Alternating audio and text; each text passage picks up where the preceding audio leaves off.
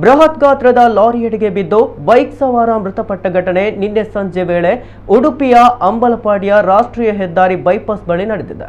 ಮೃತರನ್ನು ದೊಂದರಕಟ್ಟೆಯ ಪ್ರದೀಪ್ ಕುಮಾರ್ ಎಂದು ಗುರುತಿಸಲಾಗಿದೆ. ಅಂಬಲಪಾಡಿಯ ಸುರಭಿ ಆಟೋಮೊಬೈಲ್ನಲ್ಲಿ ಕೆಲಸ ನಿರ್ವಹಿಸುತ್ತಿದ್ದ ಇವರು ಸಂಜೆ ಕೆಲಸ ಮುಗಿಸಿ ಮನೆಗೆ ತೆರಳುತ್ತಿದ್ದಾಗ ಈ ದುರ್ಘಟನೆ ಸಂಭವಿಸಿದೆ. ಬೈಕಿನಿಂದ ರಸ್ತೆಗೆ ಬಿದ್ದ ಇವರಿಗೆ ಗಂಭೀರ ಗಾಯಗಳಾಗಿದ್ದು ಸ್ಥಳದಲ್ಲೇ ಸಾವನ್ನಪ್ಪಿದ್ದಾರೆ. ಉಡುಪಿ ಸಂಚಾರ ಪೊಲೀಸ್ ಠಾಣೆಯಲ್ಲಿ ಪ್ರಕರಣ ದಾಖಲಾಗಿದೆ.